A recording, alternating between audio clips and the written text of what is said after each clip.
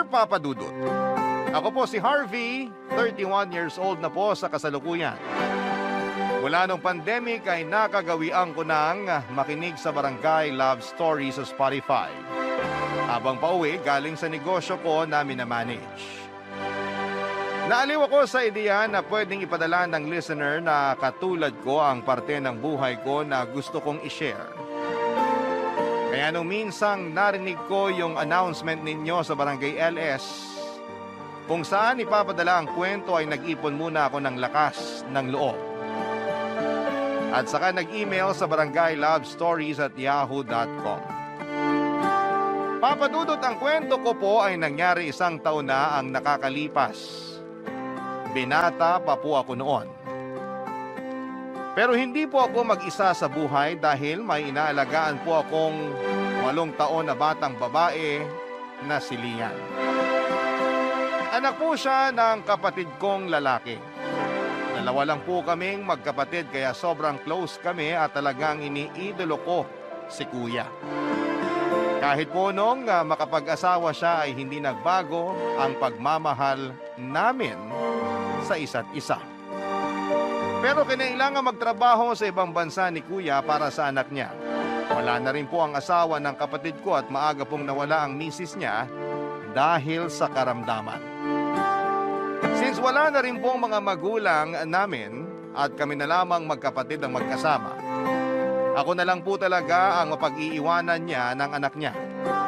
Bagamat nakakalungkot na kinailangang umalis ng kapatid ko ay masaya naman po ako sa pag-aalaga at pagbabantay sa pamangkin ko. Sabi ko nga sa sarili ko, kahit malayo si Kuya ay si Lian ang koneksyon ko para hindi ko maisip na hindi ko siya kasama. May maliit po akong negosyong pinapatakbo, kaya dahil doon ay marami po akong oras para sa pamangkin ko. Nayahatid ko siya sa eskwela sa umaga at sa hapon naman ay sumasabay siya pauwi sa isa sa mga teacher niya. Nasa same floor kasi ang mga unit na tinitirhan namin kaya isinasabay na niya ang pamangkin ko sa pag-uwi. Hindi sila magkasabay pumasok ni Lian kasi mas maaga ang punta ng teacher niya sa eskwelahan. Kaya sa uwian na lamang sila nagkakasabay. Sa pagpapatuloy ng kwento, malalaman ng mga kabarangay natin kung bakit ganon ang naging setup ng pamangkin kong si Lian at ng teacher niya. May nakilala po akong babae at nagkamabutihan naman kami. Siya po si Mitch. Mas bata sa akin ng 2 taon. Maganda po siya, may pagka-fashionista kaya mahilig sa damit at sa alahas. 2022 po kami nagkakilala, Papa Dudut. Mabait po si Mitch, maalalahanin at napaka-appreciative niya kapag nireregaluhan ko siya dahil ipinagyayabang niya talaga na bigay ko yon. Madalas po kaming lumalabas noon kaya mas lalo kaming naging malapit sa isa't isa. Pero sinisiguro ko po na naihatid ko na si Lian sa school bago kami magkita ni Mitch at nakauwi na ako sa unit bago siya ihatid ng teacher niya pauwi. Hindi ko po alam na mga panahon na yon kung nagtataka ba si Mitch sa oras ko. Pero hindi naman po siya nagtatanong kaya hindi ko na din naman pinapaliwanag sa kanya kung bakit ganon. Isang araw, Papa Dudut, ay natapos ko lahat ng kailangang asikasuhin sa negosyo. Kaya maaga kami nagkita ni Mitch. Pero sa unahang pagkakataon ay sinabi ni Mitch na sa unit ko daw kami magpalipas ng oras.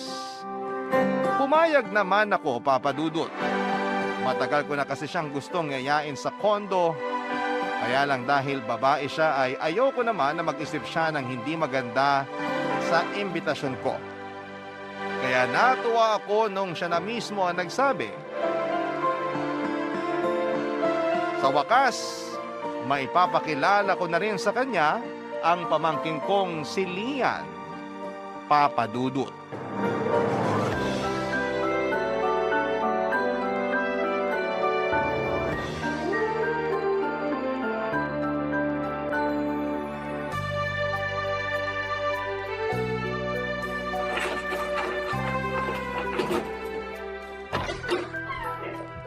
Tuloy ka, Mitch. Wow, laki naman itong condo unit mo. Saka nasa corner. Mahal siguro to, no? Hindi naman. Saka sa amin ng kapatid ko nakapangalan tong kondo.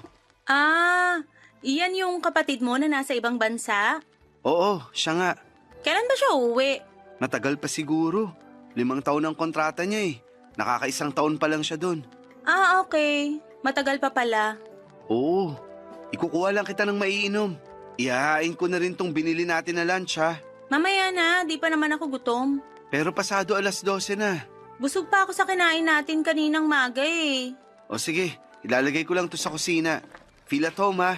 Siyempre naman. Ang ganda nitong pwestong nakuha ni Harvey.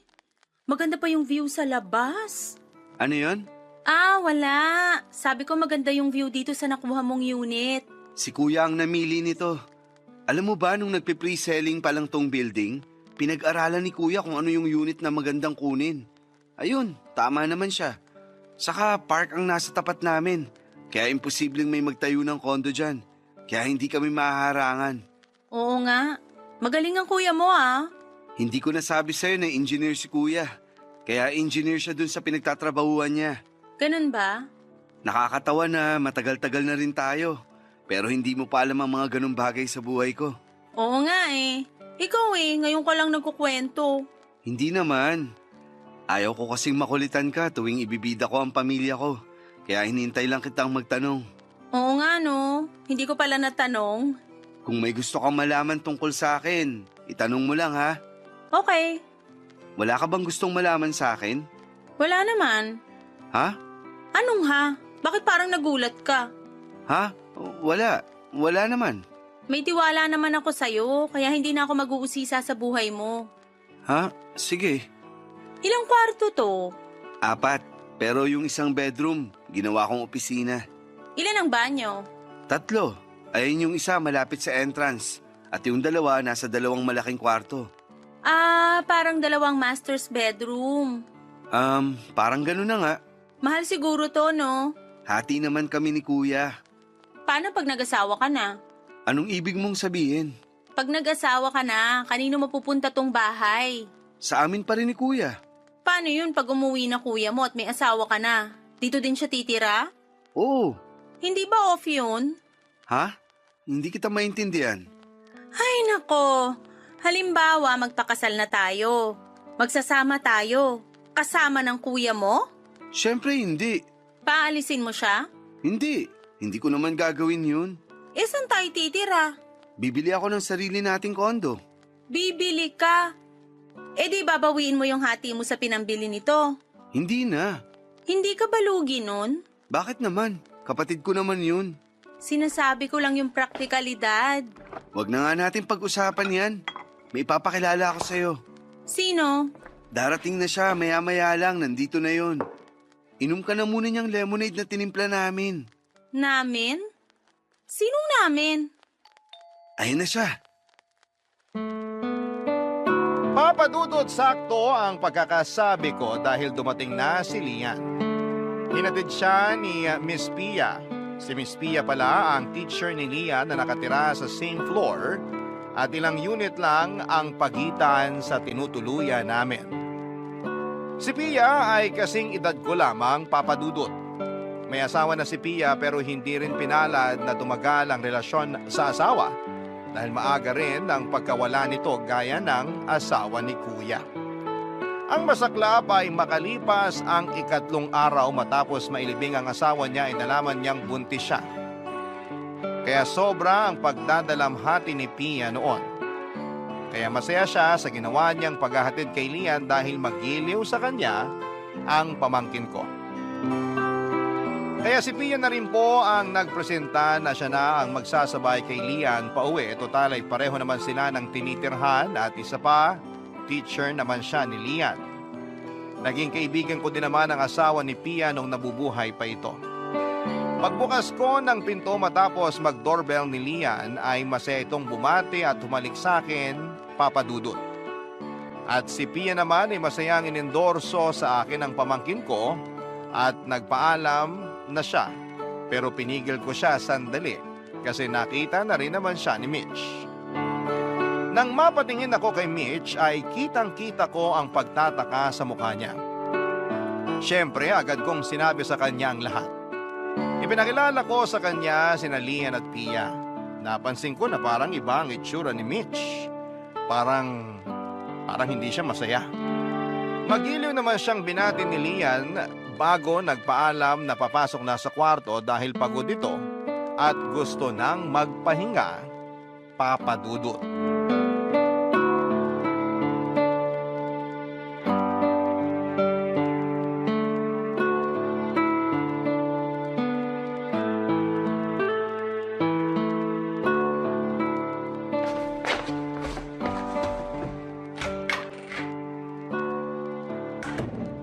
Di ba isa sa master's bedroom yung pinasukan niya? Ha? Oo. Kwarto niya yon? Oo. Nung umalis si kuya, doon na nagkakwarto si Lian. Excuse me. Aalis na ako, Harvey. Ay, sorry Pia. Si Mitch nga pala. Hello? Hindi ba masyadong malaki yung kwarto para sa pamangkin mo? Hindi naman. Dapat dun sa mas maliit lang siya nagkukwarto. Baka masyadong mas-spoil yung pamangkin mo. Hindi naman. Mabait na bata si Lian. Oo, at matalino pa. Harvey, ang sinasabi ko lang, baka pagdating ng araw, maging demanding yung pamangkin mo. Hindi mangyayari yun. Masanurin at magalang si Lian. Excuse nga, sino ka ba? Ba't ka sumasabat? Mitch! Pia, pasensya ka na. Palabiruyang si Mitch. Hindi ako nagbibiro. Sino ka ba?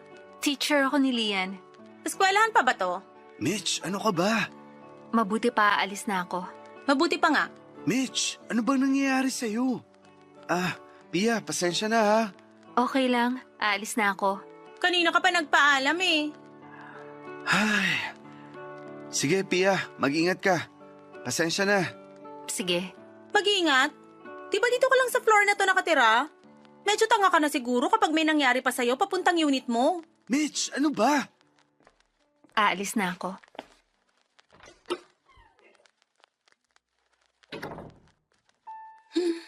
Salamat naman. Ano ba nangyayari sa'yo? Ano ba nangyayari sa akin? Hindi mo ba napansin nakikialam siya sa atin? Sabat ng sabat? Sino ba siya? Bakit ka ba nagagalit? Wala naman siyang ginagawa. Siya ba pag-uusapan natin? Mabuti pa nga, wag na. O ngayon, sagutin mo na yung tanong ko tungkol sa pamangkin mo. Unang-una, hindi mo sinasabi sa akin na may anak pala yung kapatid mo at dito nakatira at ikaw yung nag-aalaga. Ayokong magmukhang ipinapangalandakan ko sa'yo ang kwento ng buhay ko. Hinihintay kong ikaw ang magtanong at sasabihin ko naman. Ako pala may kasalanan nito. Hindi naman. Anong ibig mong sabihin? Wala naman. Alam mo, maghahain na ako. Hindi pa kasi tayo kumakain. Maghahapunan na. Bahala ka. Tamang-tama. Kasabay natin si Lian. Makakapagkwentuhan kayo. Bakit kami magkukwentuhan? Siyempre, para mas makilala nyo ang isa't isa. Bakit? Siya ba magdedesisyon kung magtutuloy-tuloy tayo sa relasyon natin? Mitch, magkikwentuhan lang kayo. Ayoko makipagkwentuhan pag kumakain. O siya, sige. Pero matanong si Lian ha. Ayoko nga ng kausap pag kumakain. Alam mo, wag na lang tayong kumain. Hindi ka pa ba nagugutom? Nalipasan na ako ng gutom dahil sa inis. Ines? Yung babaeng pakialamera. Tapos ngayon ipipilit mo pa na makipagkwentuhan ako habang kumakain. O sige na, hindi na. Mamaya na lang kami kakain ni Lian. Hayaan ko na muna siyang magpahinga. Halika na, kumain na tayo. Ha? Anong ha? Halika na. Akala ko ayaw mo nang kumain. Ano ba? Gusto mo ba akong kumain o hindi? Gusto. Sandali, tatawagin ko si Lian. Hayaan mo na muna magpahinga yung pamangkin mo. O sige, mamaya ako na siya tatawagin. Tara na, marami tayong pag-uusapan. Akala ko ba ayaw mo nang kinakausap kapag kumakain? Ano ba? Gusto mo ba ako nandito? Ha? Oo. Sige, halika na. Kinabukasan ay bumalik si Mitch sa kondo namin, Papa Dudut. Masaya siyang dumating doon ng maaga pa. So sorpresahin niya raw ako pero siya ang nasorpresa nang makita niya na nagbabanding kami ng pamangkin ko. Nawala sa isip niya na Sabado pala ng araw na yon at walang pasok si Lian. Pero hindi siya nagpahalata at masaya siyang binati ako at kahit papaano ay binati din niya si Lian.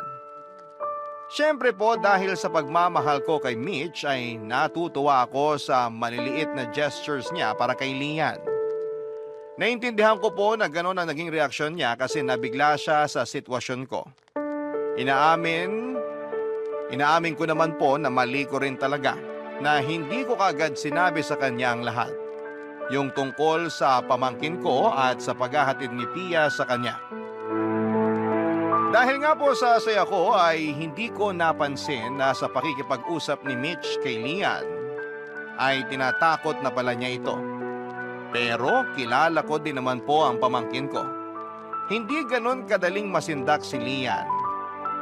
Kaya nga po hindi ko inisipan na kung ano ang nangyayari sa dalawa kasi nasasagot ni Lian ang bawat panakot ni Mitch.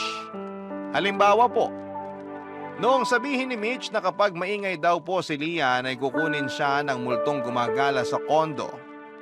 Sinagot lang po siya ni Lian ng kung may multo man daw ay hindi naman sila makakapanakit kung hindi sila bibigyan ng pagkakataon na gawin ito. Nagulat ako sa sagot niya at halata din ang pagkapahiya ni Mitch. Nang araw na yon, nakaschedule ako na lumabas para bumili ng vitamins ni Lian. Ang unang plano ay makisuyo sana kay Pia na iiwan ko lang sa kanya sandali si Lian paglabas ko. Pero since nando naman si Mitch, ay sa kanya ko na lamang ipinagbilin. Nagpaalam na ako at diretsyong umalis papunta sa drugstore. Ang hindi ko naisip ay ang susunod na mangyayari. Kinuwento na lang sa akin to ni Pia. Humingi raw ng juice kay Mitch si Lian pero hindi niya ito pinansin ng ilang beses. Nang nainis si Mitch sa patuloy na paghingi ng juice ng bata ay sinabihan niya na lumabas si Lian at bumili ng sariling juice sa tindahan. At dahil nga sa murang isipan ni Lian ay nakinig naman ito at lumabas para humanap ng juice sa ibaba ng unit. Bagay na medyo delikado para sa kanya, Papa Dudut. Barangay Love Stories. Barangay Love Stories. Lumabas ng condo unit si Lian, Papa Dudut. Dahil sinabihan ito ni Mitch na bumili ng juice sa tindahan. Mga ilang minuto ay nag-doorbell si Pia. Nainis si Mitch nang makita na si Pia ang nasa labas ng unit. Kahit pa ba lang ang salita ni Mitch ay hindi lang yon pinansin ni Pia. Hinanap niya si Lian, total ay yun naman ang ipinunta niya. Nasabihan ko nga raw siya na iiwan ko sa kanya sandali si Lian. Pero hindi ko na nadala sa unit niya kaya nag-alala siya at pumunta na sa unit namin para makasigurado. Ayon kay Pia, sinabi raw ni Mitch na hindi niya alam kung nasaan at saan nagpunta si Lian. Pero nakita niya raw ito na lumabas ng unit at biglang nag-alala si Pia sa nadinig. Wala nang salita ay tumakbo ito para hanapin si Lian, Papa Dudut. Hanggang sa dumating ako. Hinanap ko kagad ang pamangkin ko pero hindi ako sinagot ni Mitch. Nung hanapin ko ang pamangkin ko sa unit ay hindi ko ito makita. Kaya kinulit ko si Mitch kung nasaan ang pamangkin ko. Sa kanya sinabi na lumabas nga ito ng mag-isa at halos mawala ako sa sarili sa mga narinig ko. Lalabas na sana ako nang may nag-doorbell. Pagbukas ko ay si Pia ang nakita ko at kasama at yakap si Lian na umiiyak dahil sa takot. Agad kong kinuha ang pamangkin ko at naiyak din ako nang makita si Lian. Nagpapaalam ako kay Pia na ipapasok ko lang sandali si Lian sa kwarto, Papa Dudut.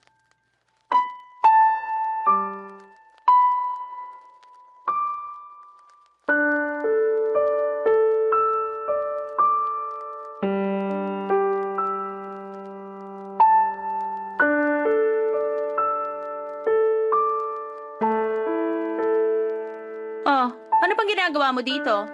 Bakit? O ayan, bayani ka na naman sa paghahatid kay Lian. Alam mo, hindi kita maintindihan. Kaya hindi na lang kita papansinin. Bastos ka din, no? Teacher ka pa naman.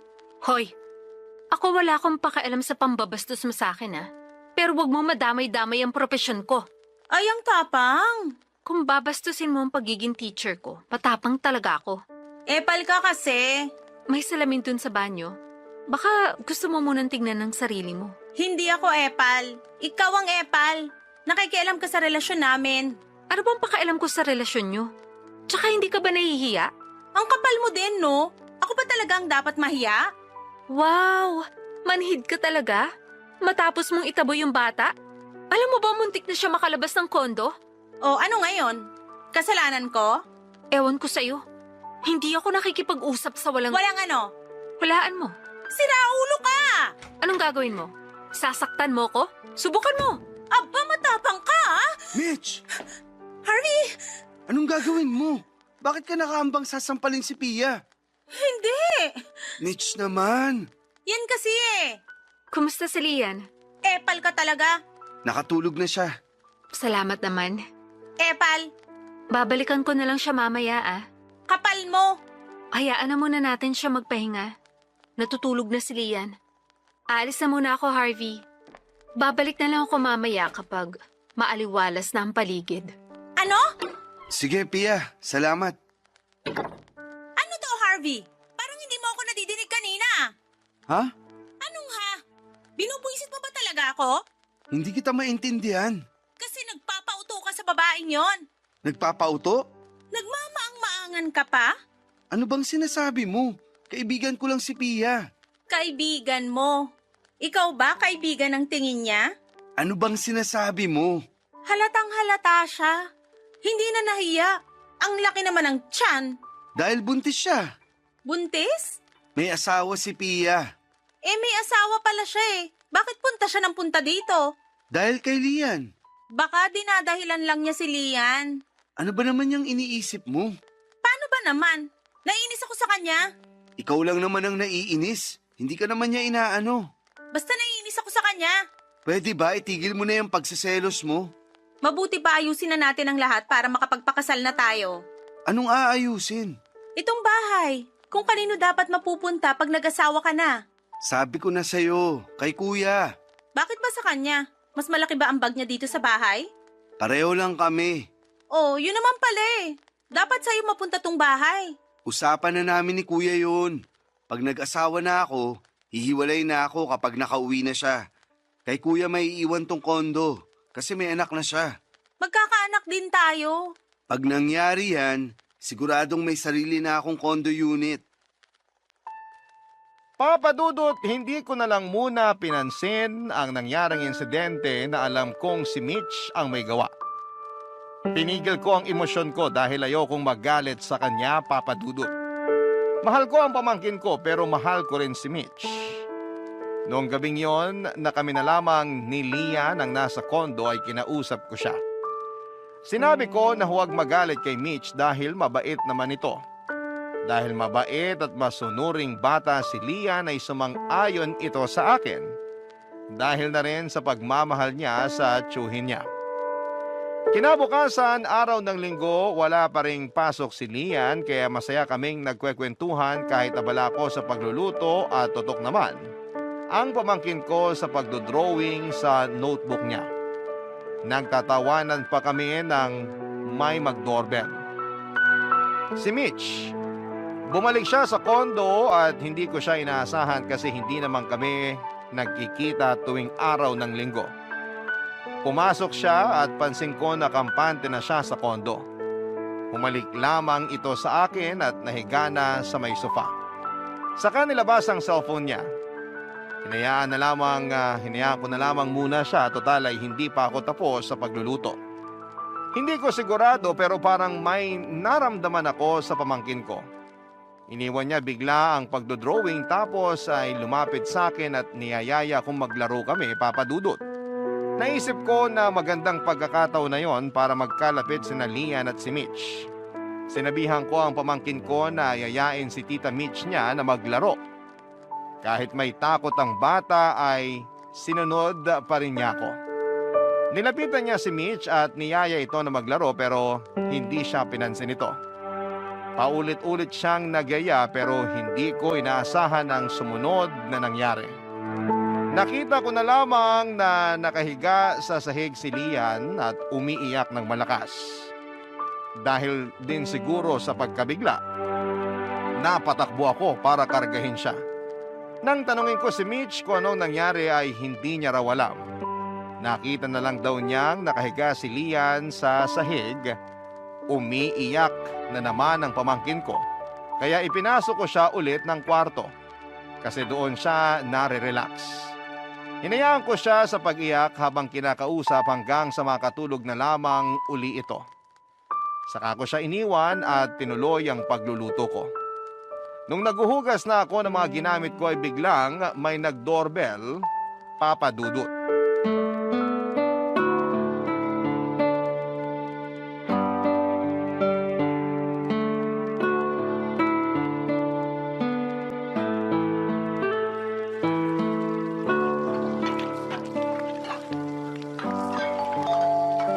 Mitch, may nagdo-doorbell. Ako na nga.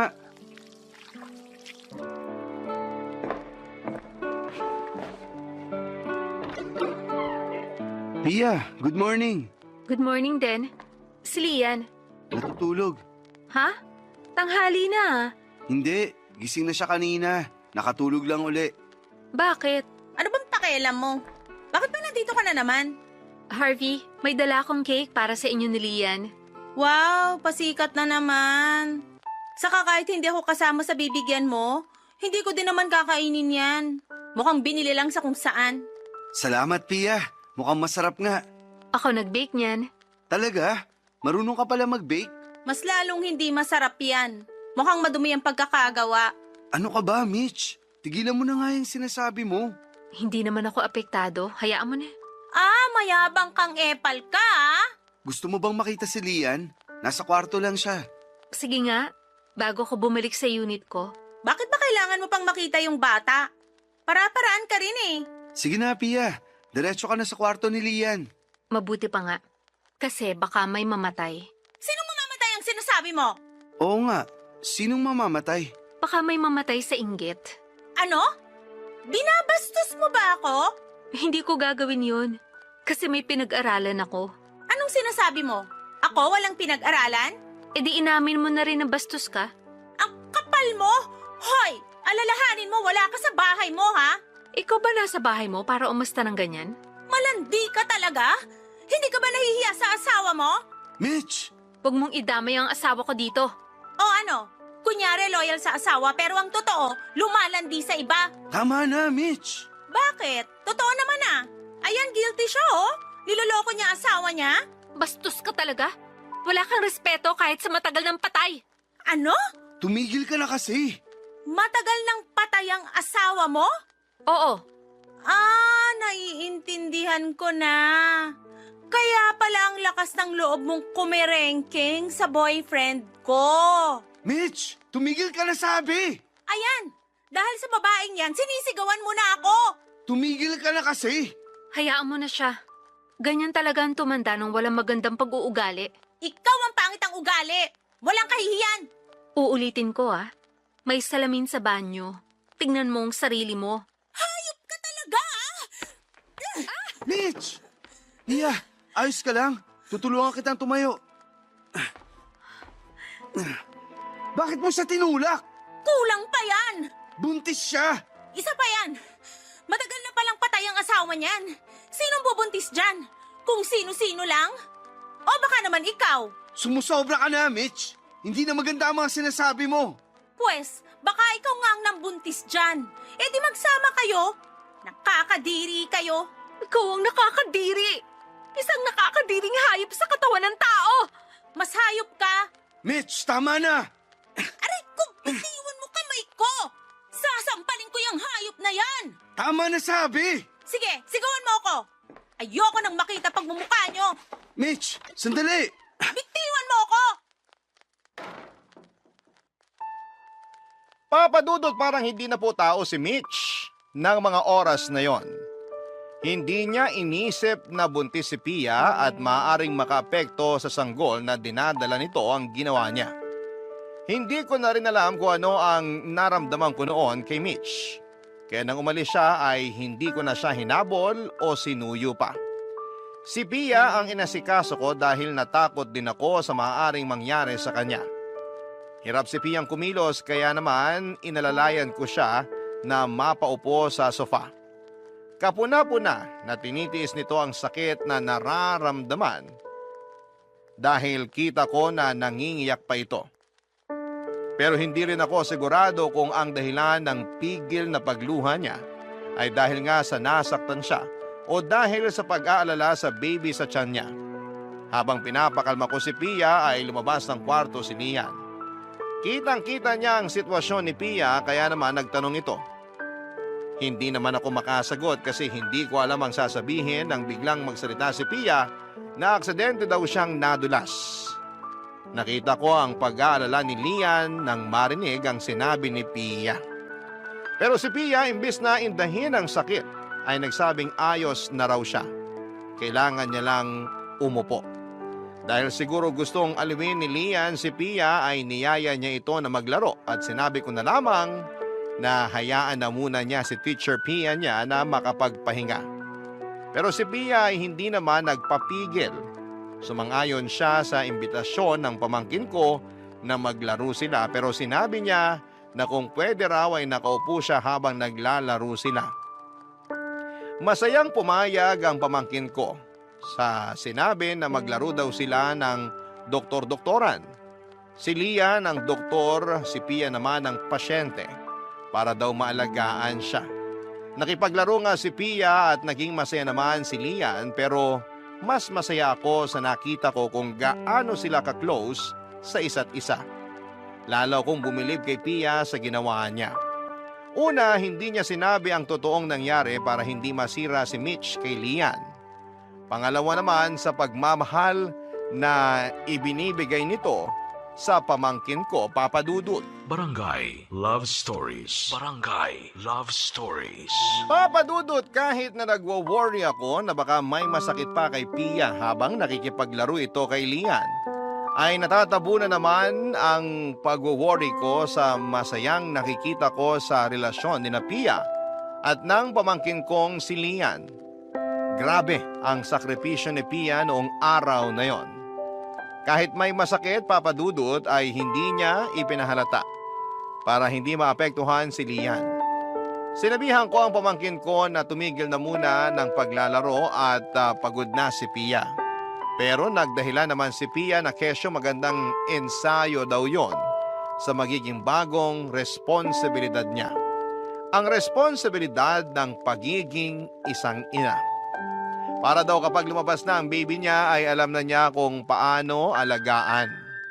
Sinabi pa ni Pia na imbes na nag-iisip daw ako na kung ano-ano at nag-aalala, ay makipaglaro na lang daw ako sa kanila. Sinunod ko ang sinabi ni Pia dahil tama siya. Masyado ako nag-worry kaya kailangan ko ng magagawa. Hindi ko maipaliwanag kung ano ba ang nararamdaman ko noon. Habang tumatagal ang paglalaro namin, ay napakasaya ko sa mga nangyayari. Natapos ang araw na yon nang hindi na nagpakita o nagparamdam man lang si Mitch. Natapos ang araw na yon nang hindi ko man lang siya hinanap, Papa Dudut.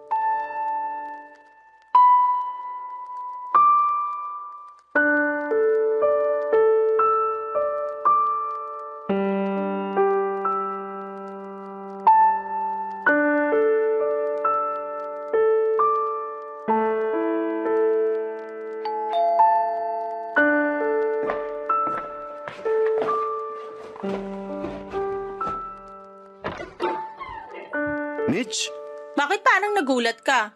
hindi naman. Hindi ko lang inaasahan na pupunta ka ngayon. Hindi na ba pwedeng puntahan ka ng biglaan? Hindi naman. Nagulat lang ako. Pwes wag ka nang magulat kasi normal lang yon. Pasensya ka na. Oh, hindi mo ba ako papapasukin? Ay, oo nga. Tuloy ka. Actually, girlfriend mo ko, kaya hindi na ako dapat naghihintay na patuluyin. Bakit ka nga pala napadalaw? Sandali, bakit ba ganyan mga tanong mo? Ayaw mo ba akong pumunta dito? Hindi naman. Nagtatanong lang naman ako. Akala ko kasi may kailangan kang sabihin. Pero kalimutan mo na yung tanong ko. Meron nga akong kailangan. Ano? Yung housemate ko kasi, Ewan ko kung anong pumasok sa isip. Pinalayas ako. Ha? Bakit niya ginawa yun? Ewan ko. Wala akong ibang alam na dahilan kundi masama ang ugali niya. Bakit kanya papaalisin? Hati naman kayo sa bayarin sa bahay. Kaya pantay dapat ang karapatan nyo. Oo nga eh. Sandali, Saan ka pupunta? tatawag lang ako. Saan? Sa kaibigan kong lawyer. Sabihin mo ang ginawa sa'yo para mapahiya yung housemate mo na yun. Wag na. Anong wag na? Mali ang ginawa niya. Kailangan niyang mapahiya. Basta, hayaan mo na siya. Kung hindi mo sasabihin ang dahilan, ako na lang mismo ang magrereklamo. Kasi ano? Hindi naman ako nagbibigay ng hati sa kanya. Nakikitira lang ako. O ano, okay na ba? Sabi mo noon, nakikihati ka sa pambayad. Hindi nga. Wag mo na nga akong idiin. Paanong gagawin mo ngayon yan? Dito na muna ako. Ha? Ayaw mo? Hindi naman. Gulat na gulat ka kasi. Parang gusto mo akong ipagtabo yan. Hindi sa ganun. Ayos lang naman. Sige, dito ka muna. Pero hindi pa tayo kasal kaya hiwalay muna tayo ng kwarto. Wala naman gumagamit ng isang kwarto. Doon ka na. Doon sa maliit? Oo. Ayoko doon. Kailangan ko yung may sariling banyo. Doon na lang ako sa kwarto ng pamangkin mo, tapos doon siya sa maliit na kwarto. Ano? Ito naman? Bata pa naman yun, kaya wala lang sa kanya yun. Sa kanya, wala yun. Pero sa kuya ko, meron. Anong gagawin natin? Sige na, doon ka na sa kwarto ko. Ako na ang lilipat sa isang kwarto. Thank you, mahal. Ang bait mo talaga. Yung mga gamit ko nasa lobby pa, pakiakyat na lang. Sige, sandali lang.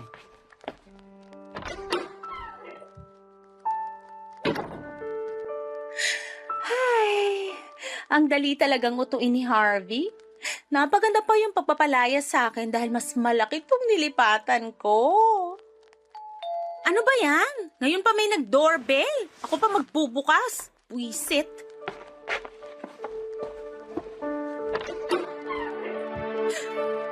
Ikaw? Bakit?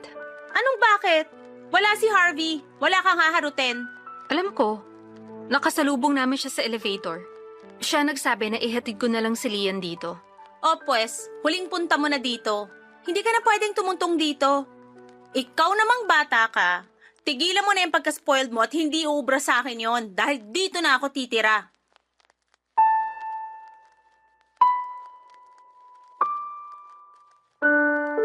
Papadudot nakakyat na ako patapos kong kunin ang mga gamit ni Mitch sa labi nang makita ko na nasa tapat pa rin ang pinto ng unit namin sina Pia at Lian. Sinabi ko sa kanila na babalik pa ako sa lobby para kunin ang iba pang mga gamit ni Mitch. Kasi naghapot na pala talaga siya. Kaya naman isinama muna ni Pia si Lian sa unit niya. Dahil sa pagkabala ay agad akong pumayag. Hindi na ako nagtanong kung bakit dahil tiwala naman ako kay Pia. Nakatatlong balik ako sa lobby sa dami ng maletang dala ni Mitch at habang nangyayari yon ay nakahiga lang si Mitch sa sofa at nagsa-cellphone. Pero hindi ko na lamang pinansin dahil mahal ko siya. Matapos kong mahakot ang mga gamit ni Mitch ay sinundo ko na si Lian kina Pia. Habang pabalik kami sa unit ay pinaliwanag ko sa kanya na lilipat ako ng kwarto para naman hindi magtaka ang bata pag nakita niyang doon na ako sa maliit na kwarto na tutulog. Ang nasabi lang ni Lian sa akin ay tutulong daw siya na magligpit ng gamit ko. Napon ako na parang ayaw mawalay sa akin ang pamangkin ko. Ramdam ko na pilit lang tinatago ni Lian ang takot niya kay Mitch.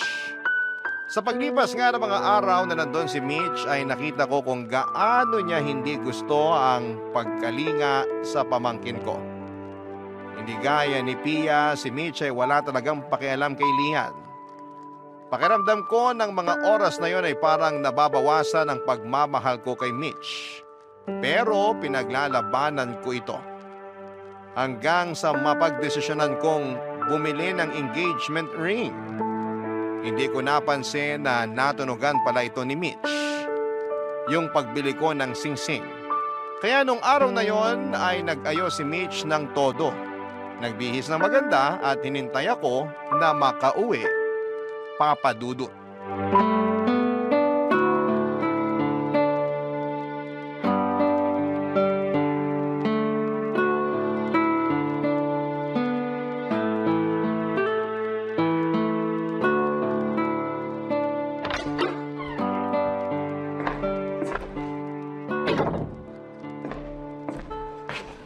Mitch, Ano ba yan? Dito na nga ako nakatira, nagugulat ka pa? bakit ganyan ang itsura mo? Anong itsura? Yang itsura mo. Ang negative naman ang tanong mo? Ibig kong sabihin, bakit base na base ka? Ha? Wala. Bakit? Masama ba? Hindi naman. Yung tanong mo naman kasi, Pero sa ayos mo, parang may pupuntahan ka eh. wala. May pupuntahan ba kayo ng mga kaibigan mo? Parang ang aga pa. Wala nga, nagbihis lang ako. Naguguluhan ako. Saan ba? Sa suot mo nga. Masama na bang mag-ayos para sa'yo? Bakit ka naman mag-aayos para sa akin? Nakakainis ka. Naguguluhan kasi ako. Ano bang big deal sa suot ko? Sorry, nabigla lang kasi talaga ako. Sige na, kalimutan na lang natin. Ano ba? Huwag kang mag-sorry para namang hindi tayo magkarelasyon. Tungkol doon, Yes? anong yes? I mean, anong tungkol sa relasyon natin? Don't tell me, magsi-step up na tayo. Ha? Sorry. Sige, continue. May sasabihin ako sa'yo. Ay, salamat. Salamat, Sige na, sabihin mo na. Ang dami mo namang suspense. Mitch. Sino ba yung istorbong yan? Sandali, bubuksan ko lang ang pinto.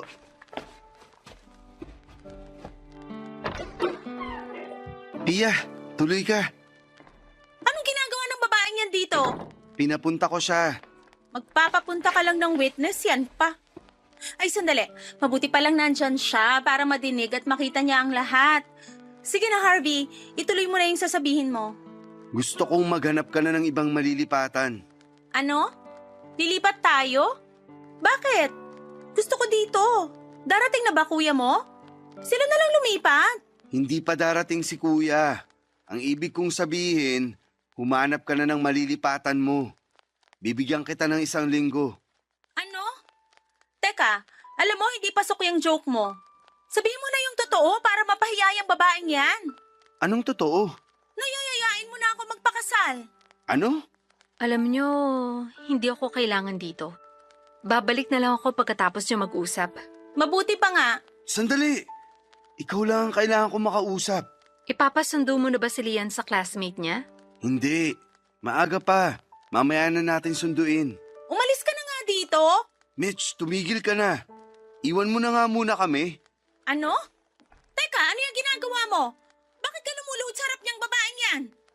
Pia, hindi ko alam kung paano pero alam ko kung bakit kita mahal. Sana tanggapin mo ang pagmamahal ko sa'yo. Ha?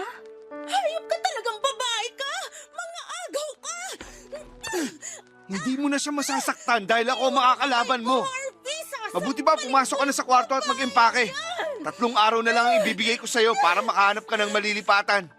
Seryoso ka ba? Oo, Harvey, sorry. Magbabago na ako. huli na Mitch. Pero ganun pa man, pinapatawad na kita. Pero hanggang dito na lang tayo. Harvey, anong nangyayari? Mahal kita.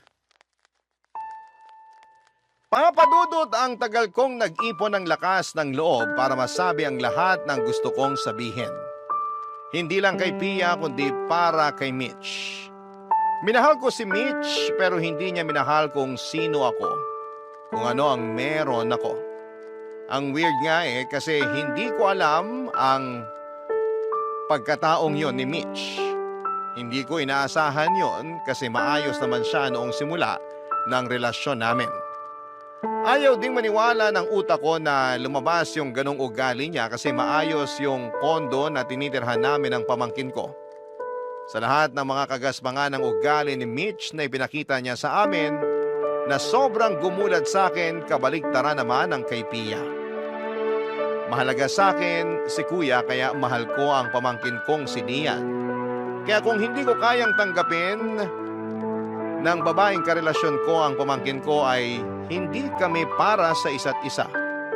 Meron talaga sigurong ganong stage sa buhay ng tao na biglang maibabaling mo ang pagmamahal mo sa iba. Kasi medyo kakaiba yung nangyaring yon para sa akin. Wala naman kaming romantic connection ni Pia noon. Mahal ko naman talaga si Mitch kasi biglang nalipat yung pagtingin ko. Natatawa nga ako pag may ganong eksena akong napapanood sa mga pelikula. Pwede palang mangyari yon sa totoong buhay. Tuwing binabalikan ko yung biglang proposal ko kay Pia, ang nakikita ko lang na dahilan ng lahat ay siguro yung malalim na pagmamahal ko sa pamilya. Nakita ko na magaan kasama si Pia at madali siyang pakibagayan.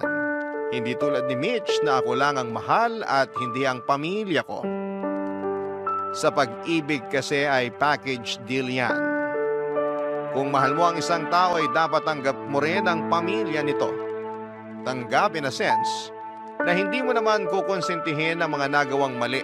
Ang ibig kong sabihin ay tanggap mo sila at hindi itatrato na parang walang kwenta. Wala na rin namang nagawa si Mitch dahil noong 2 araw matapos ang pagtutuos namin ay umalis na rin siya sa unit. Ako na ang nag-ayos ng lahat, Papa Dudut. Ako na ang kumuha ng movers para sa mga gamit niya at ang paghahanap ng apartment. Binayaran ko rin ng deposit at 3 months na advance sa renta. Siguro naman po, kaya na niyang suportahan ang sarili niya bago matapos ang 3 buwan. Inabutan ko pa siya ng konting panggastos na hindi naman niya tinanggihan. Hindi ko na rin naman sisingilin sa kanya yon, pati na ang ibang mga nahiram niya sa akin noon. Ang importante ay magkahiwalay kami ng walang gulo. Hindi rin naman kami nagpakasal ni Pia, tinanggap niya ang pagmamahal ko, pero ang kasal ay pinagpaliban namin. Pakiusap niya na gusto niya munang matapos ang pagluluksa niya sa asawa niya bilang respeto at pagmamahal dito, bago namin pagdesisyonan ang kasal. Hindi naman ako nagmadali at handa akong maghintay. Basta ang importante ay nandyan na siya at hindi na mawawala pa. Ang plano namin ni Pia, magpapakasal kami after 3 years. Inako ko na rin pala ang anak niya. Ako na ang tumayong tatay nito. Ang pamangking kong si Lian ay nasa akin pa rin. Masayang masaya si Kuya sa nangyayari sa akin. Sa kasal namin ni Pia, siya ang best man ko. Masaya ang pagsasama namin ni Pia at parang magkapatid sina Lian at Jericho. Yun ang pangalan ng anak ni Pia. Sa ngayon ay dito muna kami sa unit namin nakatira. Ang unit naman ni Pia ay pinapaayos namin para pagdating ni Kuya ay lilipat na kaming 3 ni Pia at ni Jericho doon. Maraming salamat po, Papa Dudut, sakaling mapili po ninyong basahin ang kwento ko sa Barangay Love Stories. More power po sa inyong programa. Ang inyong kapuso at kabarangay forever, Harvey. Dear Papa Dudut, isa ako sa mga tagapakinig ng Barangay LS 97.1 sa Spotify. Doon ako nagmamarathon ng mga kwento ng mga kabarangay natin. Ako nga pala si Topper, 40 years old, breadwinner ng pamilya. Simula nang nakapagtapos ako ng pag-aaral at nakapagtrabaho, ay sa akin na inasa ng pamilya ko ang pang-araw-araw namin. Inako ko ang responsibilidad kasi gusto ko rin naman. Lalo't naging saksi ako sa paghihirap ng mga magulang ko, para lamang mabuhay kami ng Kuya Gilbert ko, Papa Dudut. Mas matanda siya ng 5 taon sa akin. 2 lang kaming magkapatid pero malaki ang naging hirap sa amin ng mga magulang namin. Lalo't sakitin ako at madalas ay naoospital noong bata pa lamang. Imbes na makaipon ang mga magulang ko ay dumudulas lang sa kanilang palad ang mga kinikita nilang pera noong nagtatrabaho pa sila. Kaya nagmadali ako makapagtapos at makahanap ng trabaho. Pinalad naman at napili akong magtrabaho sa isang sikat na kumpanya na merong mataas na pasahod. Mataas agad ang posisyong nakuha ko. Naging mabilis tuloy ang pagbawi ko sa mga magulang ko. Kaya lang ay maagang kinuha ng Diyos si tatay. Wala pa ata akong 3 taon sa trabaho ng pumanaw ito. Labis ko yung dinibdib. Lalo't gusto ko pang maibigay sa kanya ang mga hindi niya nararanasan noong nabubuhay pa siya. Kaya naman pinangako ko sa sarili ko na ibubuhos ko na lamang sa aking ina ang hindi ko nagawang iabot sa aking tatay, Papa Dudut. Hindi naman maluho si nanay. Kahit na ilang beses ko na siyang kinulit na mag-request sa akin ang mga gusto niyang material na bagay ay panay pa rin ang pagtanggi niya. Ang tanging gusto lamang niya ay makasama kaming dalawa ng Kuya Gilbert ko habang nabubuhay pa siya.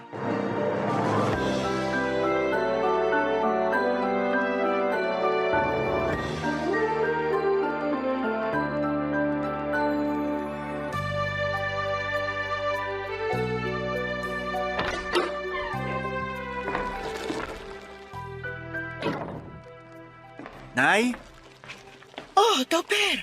Ginabi ka ng uwi. may mga tinapos lang sa trabaho, Nay. Para wala na akong ibang iisipin sa weekend na gagawin. Mabuti naman yan para makapagpahinga ka na rin sa day off mo. Naaawa na ako sa'yo kada day off mo. Panay pa rin ang check mo sa laptop mo eh.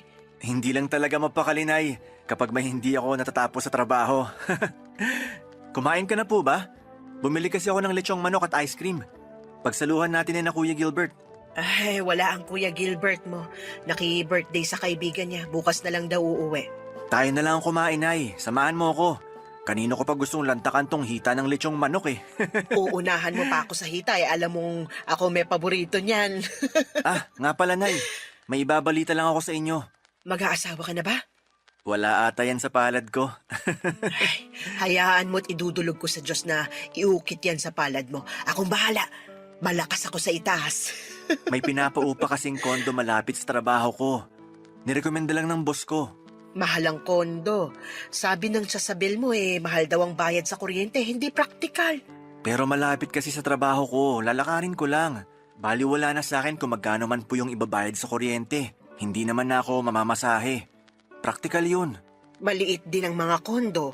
Halos hindi ka makakagalaw ng maayos doon. 2 po ang kwarto, Nay. Malaki ang isang kwarto at kasyang 2 kama. Para sa inyo ni Kuya.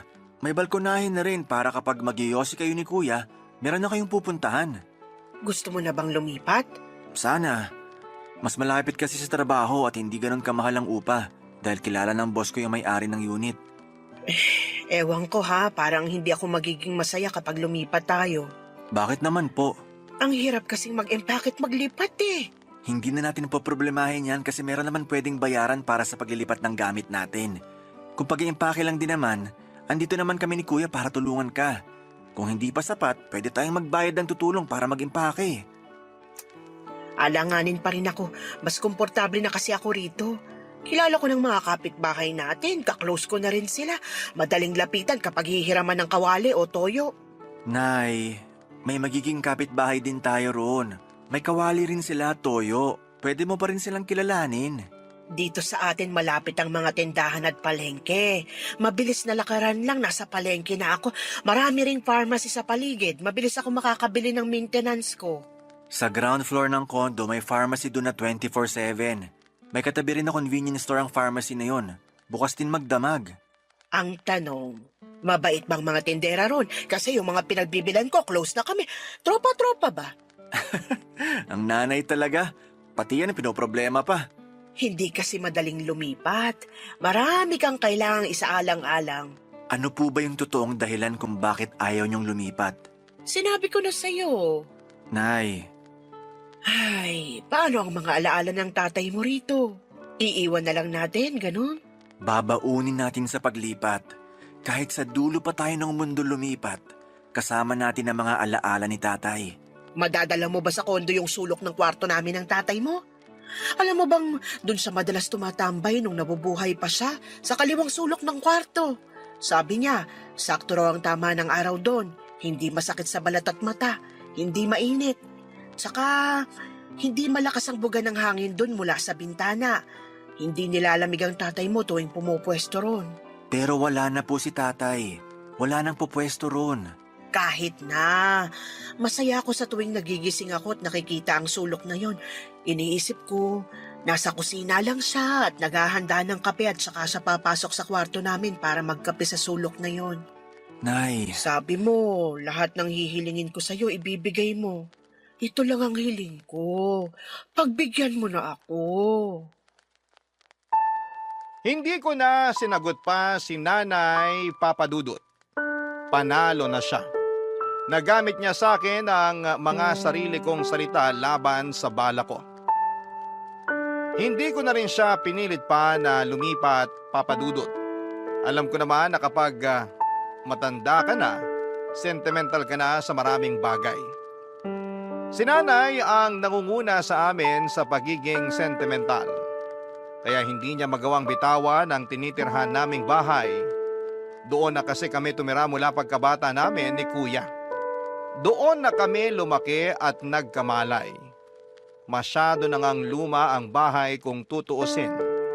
Marami na itong problema sa bubungan at mga pader.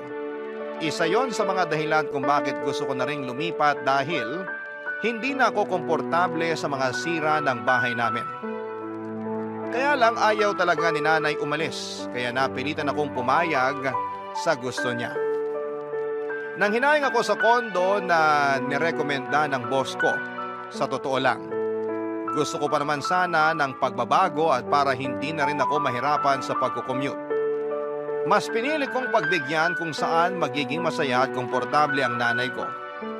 Iyon na rin naman ang nakasanayan ko lalo na noong namatay si Tatay Papadudot.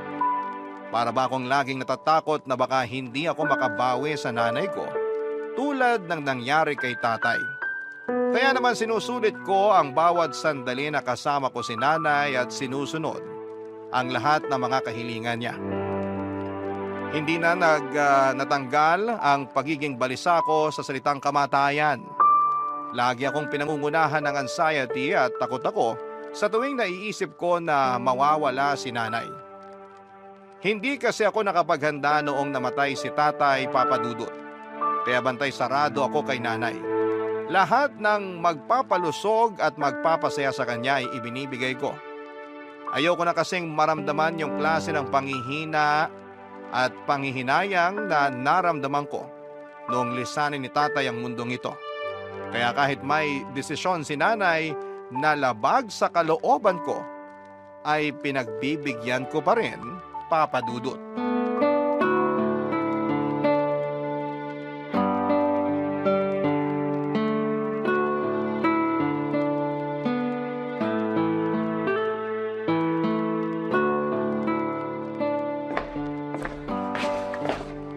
Kuya Gilbert, nasaan si nanay?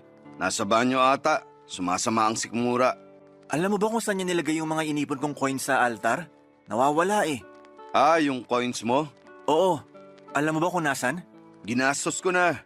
Seryoso ka ba? Alam mo bang hindi maganda na nag-iipon ng barya? Lalo kung ilalagay mo sa altar. Bakit?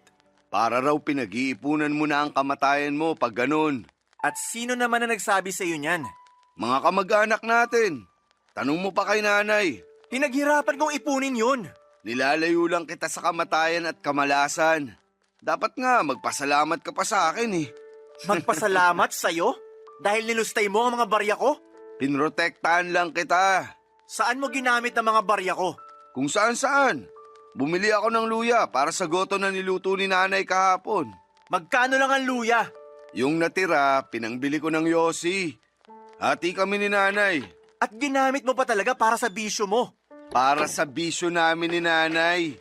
Nagtatalo ba kayong magkapatid? Rinig ko kayo sa banyo. Pinapaliwanag ko lang kay Topper, Nay, na masama ang nag-iipon ng barya lalo kung ilalagay sa altar. Ah, oo. Mabuti nga hindi mo nilagay sa alkansya, Topper, kasi mas mabilis daw gumana ang kamalasan nun. Hindi ko pinaniniwalaan ang pamahiin na yan. Kaya hindi yan gagana sa akin. Sa susunod, ipabuo na lang ang barya at idiretso mo na sa bangko, huwag na sa altar. Wala na talaga akong ilalagay dyan sa altar maliban sa insenso. Sarili mong kabahay pag nanakawan ka. Hindi kita pinagnakawan, ha? Ayusin mo yung mga salita mo.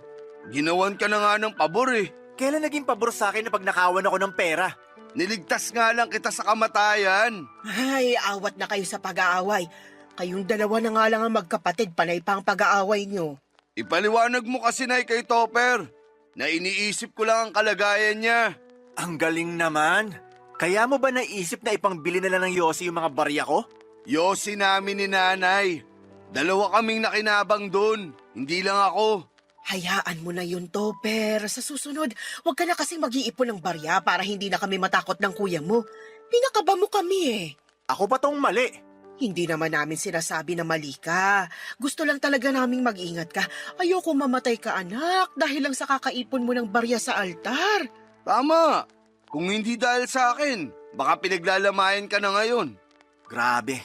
Grabe talaga. Aalis muna ako. Saan ka pupunta gabi na? Ipapabuo ko sa tindahan itong mga barya sa bulsa ko para wala nang mananakaw. Pabili na rin ng isang pakete ng Yossi. Bayaran ko sa'yo sa katapusan.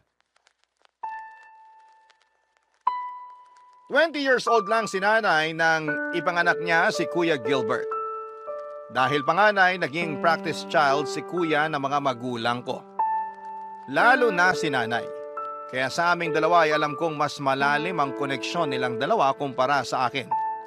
Lalo't parehas pa sila ng bisyo, ang magyosi. Lagi silang magkausap na dalawa sa tuwing wala ako sa bahay. Wala kasing trabaho si kuya at hindi siya nakapagtapos ng pag-aaral dahil tinulungan niya si nanay na mag-asikaso sa bahay. Nasanay siyang hindi nagtatrabaho at umasa lamang sa inaabot noon ni tatay.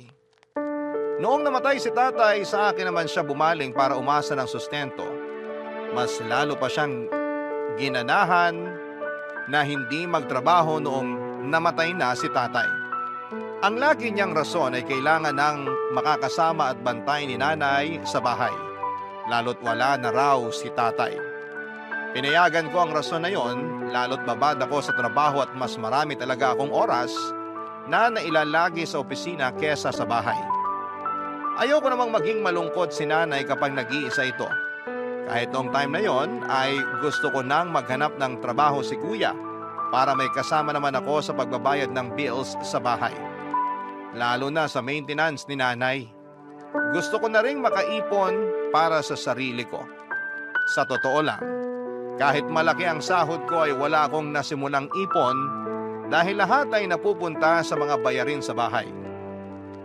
Gusto ko ang lahat na matulungan, kaya naman gastos ko ang lahat ng meron sa bahay. Mas lumalaki pa nga ang gastos ko mula nang namatay si tatay kasi nagdesisyon akong mag-travel kaming mag-iina. Gusto ko kasi talagang makabawi sa nanay ko pagdating sa oras na binubuhos ko sa kanya. Kaya naman, Papa Dudut, iginagala ko na siya. Bagay na hindi ko nagawa noon kay tatay noong nabubuhay pa siya. Papa Dudut. Barangay Love Stories. Barangay Love Stories. Papa Dudut, sinubukan kong tiisin ang mga inis ko kay Kuya Gilbert. Kung ako lang ang masusunod ay ayoko na sanang makasama pa siya sa isang bahay dahil habang tumatagal, mas nagiging palaasa siya sa akin.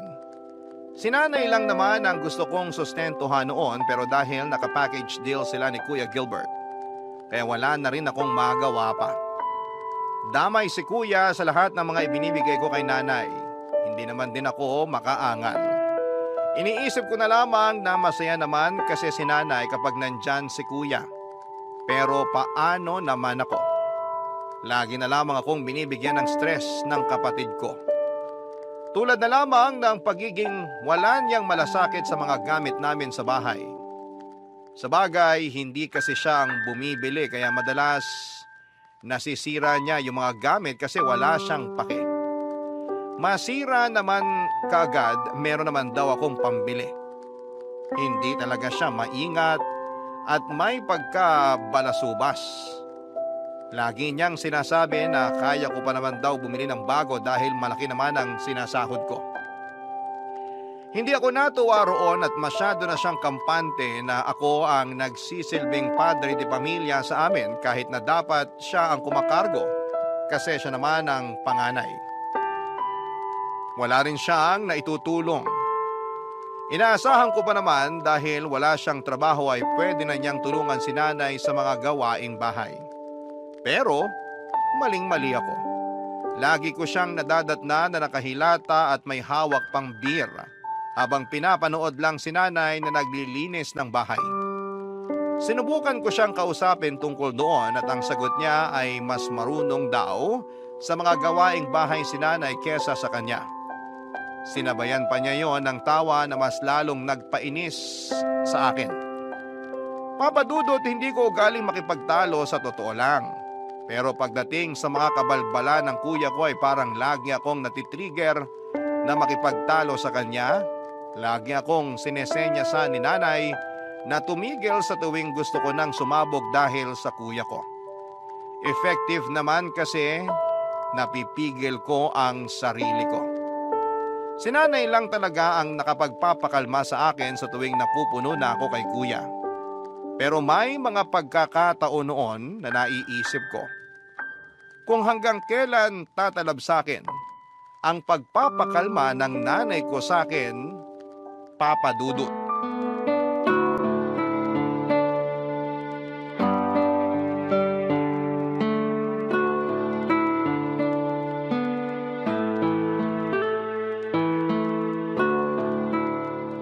Ano ka ba naman, Gilbert? Ano ba tong ginawa mo sa aso natin? Magiging lola ka na, Nay! Congrats! Hindi nakakatuwa. Bakit mo pinabuntis tong aso natin? Para maibenta natin, Nay. Sayang naman. Ang ganda kaya nitong chihuahua natin. Quality. Dapat pinapalahian talaga to eh. Nay? Topper, anak. Mabuti at dumating ka na. Sabayan mo na kami ng kuya mo na maghapunan. Hindi pa rin kami kumakaing dalawa. Sige po. Bumili na rin ako ng inihaw na panganan tuna. Idagdag natin sa ulam. Topper, magiging tatay ka na. Ano? May nabuntis ako? Hindi ikaw. Yung aso mong chihuahua. Ano? Parang 1 buwan na atang buntis. Base sa pagkakakapa ko sa tiyan niya. Hindi mo ba napansin na medyo umumbok yung tiyan niya? Paano ko mapapansin? Ibabad ako sa trabaho. At least ngayon, alam mo na. Congrats! Nay, bakit hindi nyo binantayan yung aso natin? Ewan ko ba naman dyan sa kapatid mo? Wala na tayong magagawa. Nangyari na eh. Tanggapin na lang natin yung mga magiging anak niya. Kung ayaw mo ng dagdag na aso rito sa bahay, pwede ko namang ibenta. Para may pangbakasyon din ako sa birthday ko. Pinagkakitaan mo pa talaga? Kesa naman masayang yung mga anak niya, di ba? Hindi pa nga natin alam kung mabubuhay ang mga anak niya. Pwede silang mamatay sa ginawa mo. Oh, di ikaw na tong magaling. Pasensya na kung iniisip ko lang ang pangangailangan ng aso natin. Iniisip mo ba talaga ang pangangailangan ng aso? O nangangailangan ka lang talaga ng panggastos? Sana humingi ka na lang sa akin, kaysa pinakailaman mo tong aso natin. Huwag na kayong magtalo. Wala na tayong magagawa. Nangyari na eh. Si kuya kasi, parang walang pinagkakatandaan. Ikaw na talaga tong matalino at maganda ang trabaho. Porke alam mong umaasa lang ako sa bigay mo at sa mga magiging anak ng aso. Hayaan mo, kapag nanganak niyang aso, lahat ng mapagbebentahan, ibibigay ko sa'yo. Hindi yan ang gusto kong puntohin dito. Topper, sinabi kong awat na eh. Papa Dudut, mahinahon at kalmado lagi si nanay kaya laking gulat ko nang sumigaw na ito. Ni minsan ay hindi niya kami sinigawang magkapatid, maliban na lamang noong gabing yon. Kaya mas lalo akong naggalit kay kuya. Huminto na rin ako sa pakikipagtalo sa kanya at pinili na lamang na pumasok ng kwarto ko. Hindi na ako nakasabay na kumain sa kanila. Nakailang katok sa pinto ko si nanay pero hindi ko siya pinagbuksan. Nasaktan ako sa direktang pagkampi niya kay kuya. Kahit dati pa noong mga bata kami ay si kuya rin madalas ang kinakampihan niya. Naintindihan ko yung sitwasyon kasi noon ay mas paborito naman ako ni tatay. Kaya lang noong namatay na si tatay at kaming tatlo na lamang ang naiwan, minsan pakiramdam ko ay nag-iisa na lamang ako. Dahil sa ganong pag-iisip ay hindi ko napigilang maiyak. Binuksan ko ang TV ko sa kwarto, nilakasan ko ang volume para matabunan ang tunog ng pag-iyak ko. Hindi po ako iyaking lalaki pero nasaktan talaga ako noon. Nahaluan pa ng stress at pagod sa trabaho.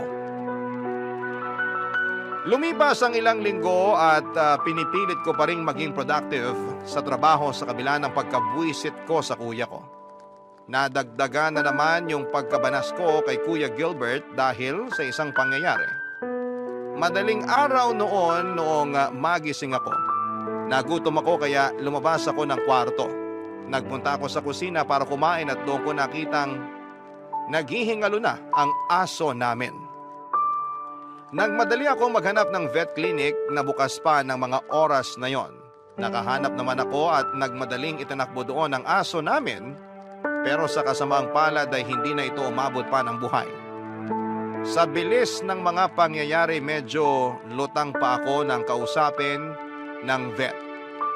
Ang naaalala ko lang na sinabi niya ay namatay daw ang aso namin kasi mas malaking aso ang nakasta dito. Malaki ang mga tuta sa tiyan ng aso, na habang tumatagal ay lalong nagpapahirap sa aso namin kaya nagkaroon ito ng komplikasyon at yon ang naging sanhi ng pagkamatay nito. Pag-uwi ko ay pinaalam ko yon kaagad kina nanay. Nagkibit balikat lamang si kuya na parang hindi mabigat ang mga nangyari. Mula noon ay nagtanim na ako ng sama ng loob sa kapatid ko. Binibilang at tinatandaan ko na rin ang bawat pagkakamali niya para kung sakaling kailangan ko siyang kumprontahin ulit, ay may ipangbabala ko sa kanya.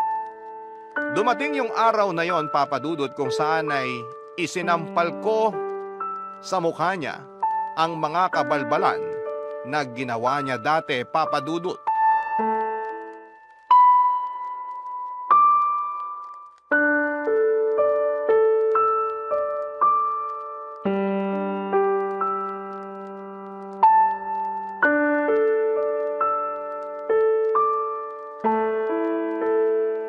Kuya Gilbert, mag-usap tayo.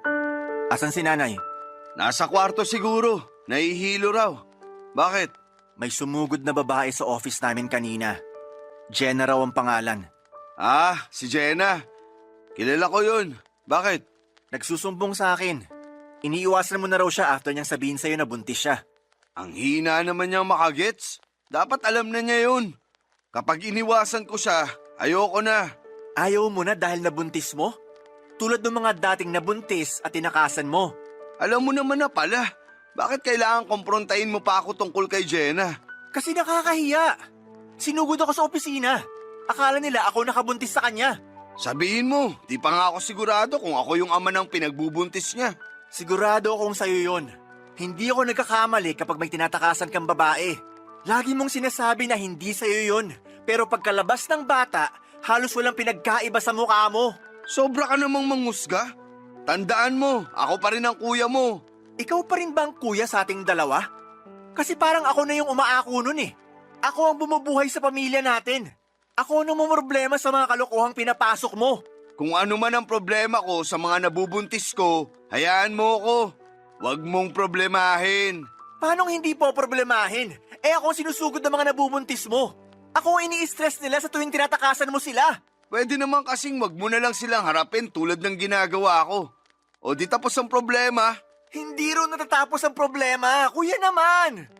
Kailan ka ba talaga magtitino? Pagod na akong sumasalo sa mga problema mo. Pagod na nga ako sa kakatrabaho. Hindi ko pa mailagan lahat ng sakit ng ulo na binibigay mo sa akin. Ano na naman ba tong naririnig ko? Umiidlip ako eh. Bakit ba nagtatalo na naman kayo magkapatid? Si Topper kasi, Nay. Feeling perfect. Kanina pa ako inuusgahan dahil nakabuntis na naman ako. Nakabuntis ka na naman? Kumalma ka, Nay. Hindi pa nga ako sigurado kung sa akin yun eh. Ano ba naman, Gilbert? Panglima mo na yan ah! Hanggang kailan mo tatakasan ang responsibilidad mo sa mga babaeng nabuntis mo? Pogi problems talaga to, Nay. Kasalanan nyo to ni tatay. Gumawa-gawa kayo ng poging anak.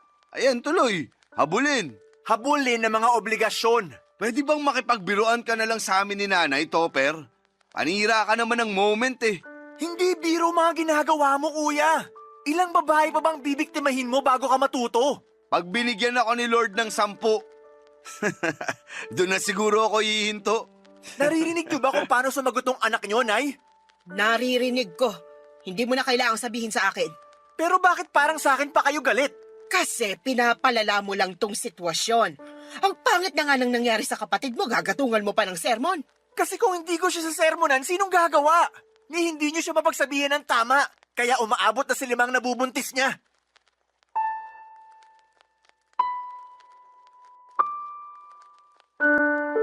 Tinalikuran ko silang dalawa at hindi na hinintay pang makasagot isa man sa kanila, Papa Dudut. Malapit na akong mapundi noon kaya minabuti ko na lamang na layasan silang pareho. Hindi ko na pinakinggan ang pag-uusap nila at muli akong nagkulong sa kwarto. At kahit medyo naririnig ko ang mga palitan nila ng salita ay hinayaan ko na lamang sila. Hindi na ako nakialam pa. Sila naman ang may problema at hindi ako. Bakit ko ba stressin ang sarili ko para intindihin at pakisamahan sila? Mahal ko ang nanay ko pero minsan ay naiinis ako dahil sa kakaibang pagpapakita nito ng pag-intindi at pagmamahal kay kuya. Kaya parang lumaking walang alam sa buhay si kuya at palaging mali ang mga desisyon sa buhay dahil hinahayaan lamang siya ni nanay. Ang masakit pa ay sobrang kinukonsinti ni nanay si kuya. Kaya talagang hindi natuto at lumaking bano sa buhay ang kuya ko. Sa totoo lang ay marami akong naisakripisyo para kay nanay. Lahat yon ay naisip ko habang nakakulong ako sa kwarto. Marami akong bagay na hindi nagawa para sa sarili ko dahil kailangan ko siyang unahin sa lahat.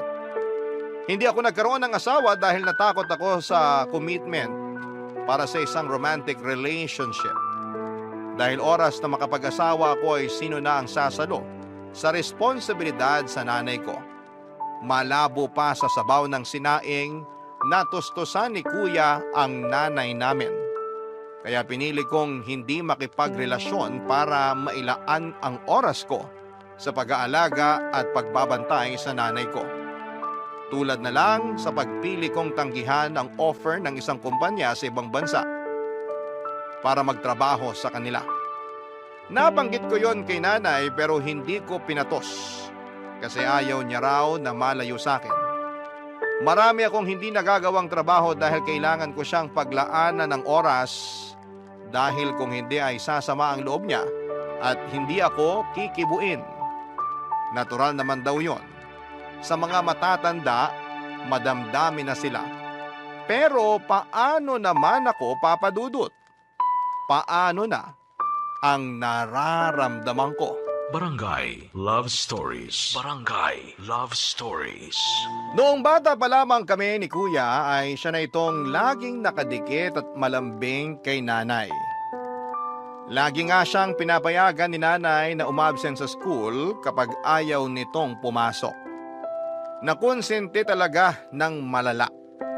Napagsabihan na ni tatay si nanay dati sa pangungonsinti nito. Pero deadma lang si nanay. Tuwing uma-absent si kuya sa school ay nalalaman na lang namin ni tatay na nagpupunta sila noon sa mall ni nanay para kumain at bumili ng laruan ni kuya. May pasalubong din naman akong laruan at pagkain kay nanay pagka-uwi nila pero minsan ay naiisip ko, sana sumabay na lamang ako sa pag-absent ni kuya. Baka minsan ay mapaboran din ako ni nanay. Hindi ko pa na-realize ang lahat ng iyon noong bata pa ako. Noong tumanda na ako at mas naging malinaw na ang isipan ko sa lawak ng mundo ay na-realize kong may mali sa sitwasyon namin. Lagi kong sinusubukang kunin ang atensyon at pagmamahal ni nanay, Papa Dudut. Gusto kong tumapat sa klase ng relasyon na meron sila ni kuya. Kaya naman nagpursige ako sa pag-aaral at pagtatrabaho at sa pagiging mabuting anak sa kanya. Naging mabuti naman si nanay sa amin pero kumpara sa kapatid ko ay malayo yung trato niya sa akin. Mas lalo kong gustong kunin ang atensyon at pagmamahal ni nanay lalo nung namatay na si tatay. Nawala na kasi ako noon ng isang taong paborito ako. At sa pagkawala ni tatay, si nanay lang ang naisipan kong lapitan para punuin ang naiwang espasyo ni tatay sa puso ko. Hindi ko yon sinabi kay nanay dahil hindi kami gaanong ka-close na dalawa para mag-share ng saloobin ko. Hindi katulad ni Kuya Gilbert kayang-kaya niyang sabihin lahat ng mga nararamdaman niya kay nanay. Doon ako higit na naiinggit dahil wala akong mapagsabihan ng nararamdaman ko. Pakiramdam ko ay nag-iisa na lamang ako lagi. Hindi ko yon pinaramdam kay nanay. Lagi kong ipinapakita sa kanya na andun lamang ako lagi sa tabi niya at nakasuporta. Papa Dudut.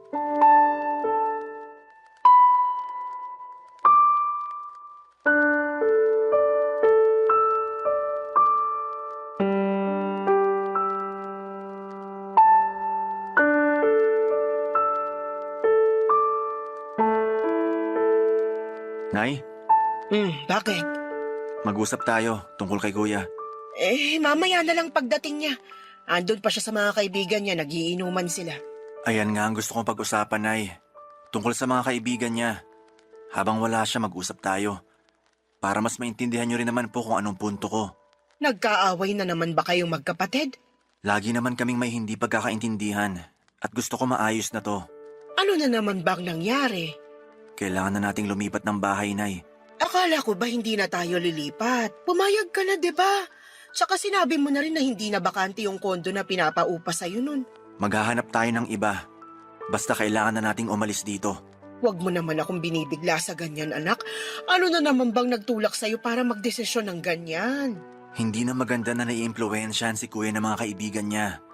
Parehas niyang tambay ang mga yon.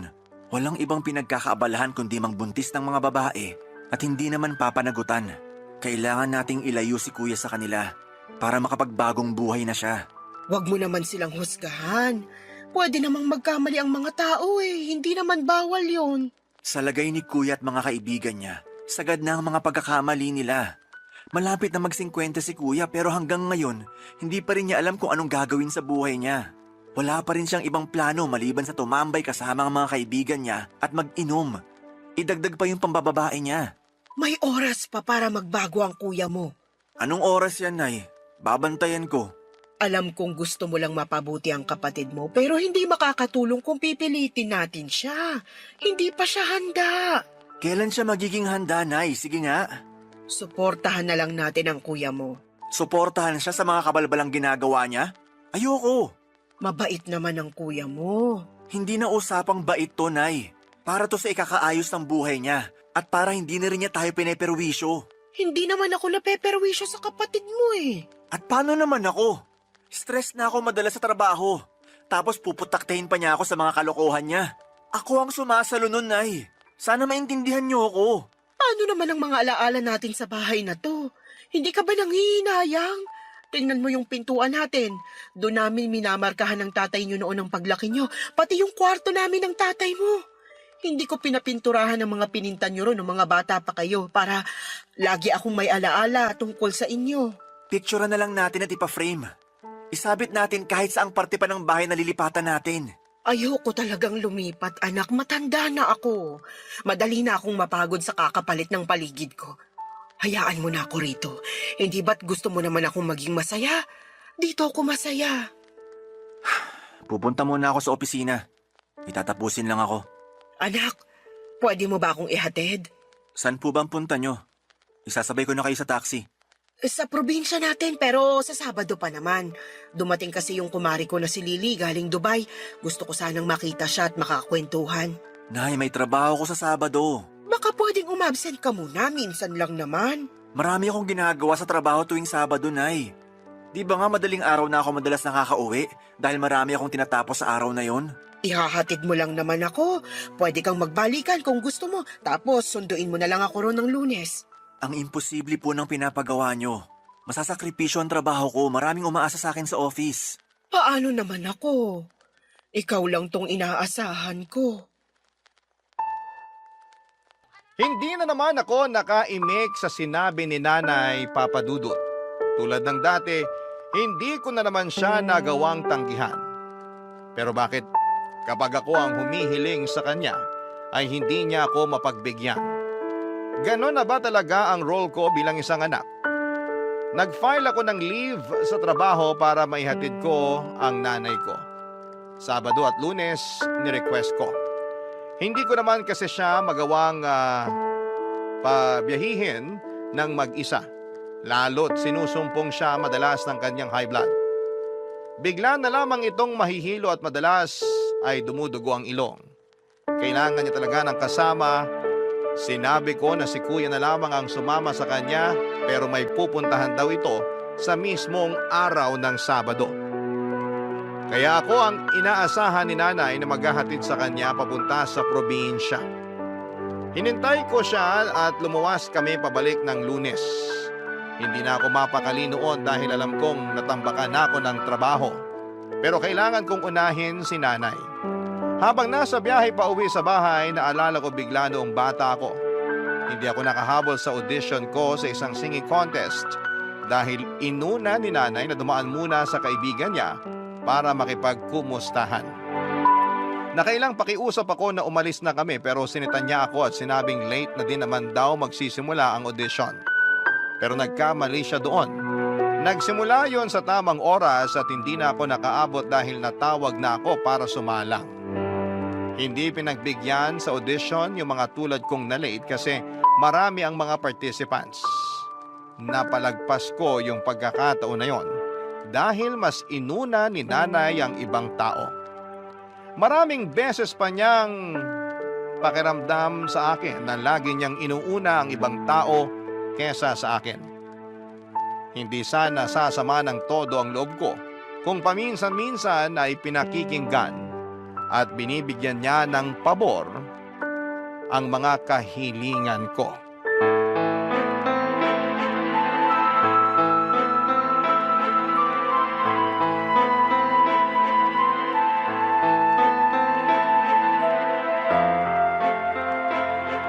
Kuya, Bakit na naman? nagda-drugs ka ulit? Grabe ka namang mambintang. Yung totoo. Matagal na akong hindi gumagamit. Wala rin naman akong pambili. Di ba nga, hindi mo na ako sinusustentuhan? Saan naman ako kukuha ng pera para sa drugs? Lagi kang nakakagawa ng paraan para sa drugs dati. Dati yun. Hindi na ba pwedeng magbago ang tao? Gusto ko sanang maniwala sa'yo. Kaya lang iba kasi nakita ko kanina sa kwarto mo.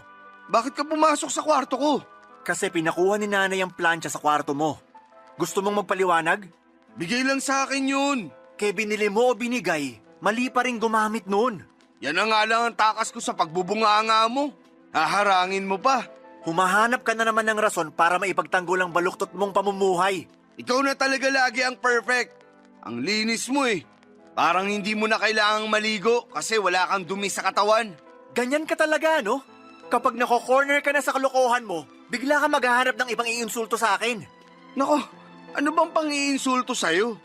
Hindi nga kita mahanapan ng ipipintas kasi nga, di ba? Perfect ka. Hindi kasi tutungkol sa akin. Dahil to sa issue mo sa pagdadrugs. Sige, ipagsigawan mo pa para marinig ng mga kapitbahay. Mas concerned ka pa sa sasabihin ng kapitbahay, pero wala kang concern sa mga kasama mo rito sa bahay? Paano kapag natiktikan ka? Ay di damay kami. Bakit? Pusher ba ako? User lang naman ako ah. Bakit ako titiktikan? Akala mo safe ka porque di ka nagbebenta? Anong pag-iisip yan? Safe ako. Paminsan-minsan lang naman ako gumagamit kapag may nag-aabot. At paano naman kami ni nanay? Naisip mo ba na safe kami kapag nakakagamit ka? Paano kung mawala ka sa sarili mo? Alam mong pwede kang makagawa ng hindi maganda dahil sa drugs na yan. Hindi ko kayo gagalawin. Huwag kang mag-alala. Kaya kong kontrolin ang sarili ko. Sabihin mo yan kapag drugs na nag-control sa'yo sa susunod. Nagtatalo na naman kayo? Nay, si Kuya Gilbert, bumalik na naman sa pagdadrugs. Gilbert! Stress at pagod lang ako, kaya ako napagamit, Nay. Stressed ka pa? Pagod? Samantalang wala ka namang ibang ginagawa kundi tumambay. Saan ka nakakakuha ng stress at pagod? Sa'yo, at sa pagiging pakailamero mo sa buhay ko. Gilbert, akala ko tumigil ka na. Alak naman, masama yan eh. Lumayas ka na lang dito sa bahay, kuya. Bago kami mapahamak sa mga ginagawa mo. Bakit ako lalayas? Bahay ko rin naman to. Nag-aambag ka sa upa? Sa kuryente man lang? Mineral water? Anong ambag mo? Maliban sa marurumi mong damit na sinanay pang naglalaba. Walang lalaya sa bahay na to. Pamilya tayo, dapat magsama-sama tayo. Seryoso ba kayo, Nay? Nakita nyo na nagdadrag si kuya. Pero gusto nyo kasama pa rin natin siya? Kasi pamilya tayo. Kahit magkamali ang isa, pamilya pa rin to. Anong klaseng pamilya yung hindi iisipin ang kapakanan ng mga kasama niya? Pamilya pa ba? Tungturingan natin? Huminahon ka muna kasi nadadala ka lang ng emosyon mo kaya ganyan ka magsalita eh. Ganito ka magsalita dahil napupuno na ako. Ilang beses na tayong pinahamak ni Kuya noon. Huwag na tayong magdagdag ngayon. Parang awa nyo na. Hindi ko na kaya, Nay. May karapatan pa rin ako rito sa bahay. Dito na ako lumaki. Andito rin si nanay. Bahay ko rin to. Hindi mo talaga kailangang umalis, Gilbert. Mapag-uusapan pa to. Sige, Nay. Pag-usapan natin to. Sino ang aalis sa bahay na to? Ako o si Kuya? Topper, Padaliin na natin, Nay, para matapos na to. Ako o si Kuya?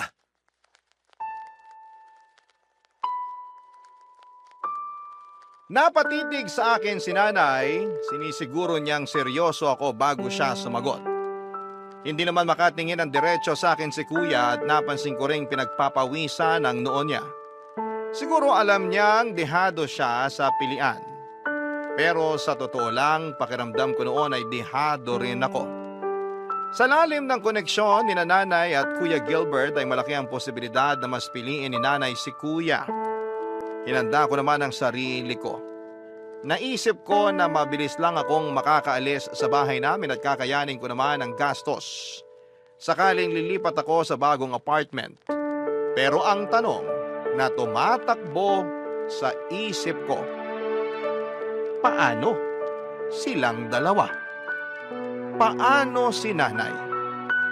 Tiniis kong huwag isipin masyado noon ang magiging kalagayan ni nanay sa pangangalaga ni kuya. Sakaling ako ang piliin niya na umalis. Gugutumin ba siya ni Kuya Gilbert o baka naman mapilitan si kuya na maghanap ng trabaho para may maipakain sa nanay namin? Yun ang mga bagay na kasalukuyang naiisip ko nang biglang magsalita si nanay.